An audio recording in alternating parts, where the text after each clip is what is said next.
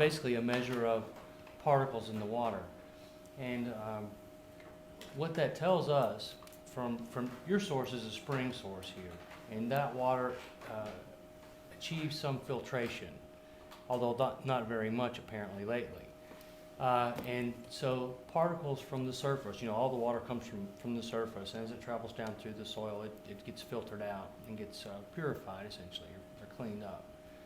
And what he's talking about, turbidity, shining the light through, the light passes through, and the particles reflect the light, and the little device perceives that and assigns a value to it. We use that value to determine how well our systems that do provide filtration, how well the treatment system is operating. We actually have standards that have been established for the plants to operate by. On our true groundwater systems, we typically don't worry about turbidity because we usually don't see it until we start seeing it change. And the numbers show that it's been slightly coming up over the years, and we've known about this. We've seen it. We thought something odd's happening, and sure enough, something suddenly did happen in February, and of course this month, April. We did some additional studies in March after the little February event, and we actually did some what's called the microscopic particulate analysis. We wanted to see really if things from the surface were truly getting down there, and we installed some special filters and ran a large volume of water through them and sent them off to a laboratory and had them analyzed. It takes about a month to get this analysis done, and it came back, and sure enough, we found surface water indicators in there, little organisms that you're only going to find on the surface. So we knew that something was coming from the surface into the spring water very quickly, and hence we directed the city to install filtration. That wasn't something we just came up with. This is a federal requirement when these kind of things happen. But the significance of the turbidity is twofold. One is it indicates that the water's coming from the surface.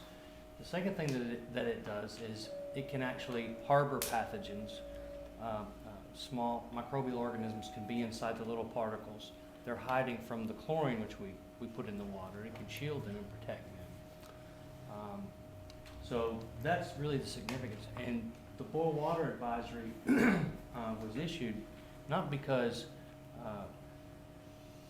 there was known contamination, rather there was the potential for it. Because we knew we had the turbidity, and we knew that was an indicator of surface influence, and we know that it harbors pathogens potentially. And that was the reason that we issued the water advisory to help, to inform the customers and so give them the opportunity to protect themselves, especially the older folks, sick people. They don't want to take that risk. The likelihood of someone really getting, the pathogens coming through and them getting an infectious dose was very small and highly unlikely. But still, we have to take those precautions. I think the way, when we got the results back, the way our engineer, Robert Stiegel, the concentration of it, correct me if I'm wrong, but I think he kind of compared it to, you would have to drink something like 800 to 900 gallons of water at that concentration level for it to have an impact on you. To have an infectious dose, that's correct. So in other words, about the size of a swimming pool you would have to drink. But the problem is that it was there, and if it was there, that means, and it's headed in that direction. In all probability, it's not going to get better over the years. It's only going to get worse. And so now's the time to take some kind of corrective action before it got to a really critical stage. I'm talking about in terms of how we're going to deal with that underground water source. What's kind of difficult, I guess, in a way, that has been such a great source of water for this community in this area since the mid-30s. And it has been a good source of water.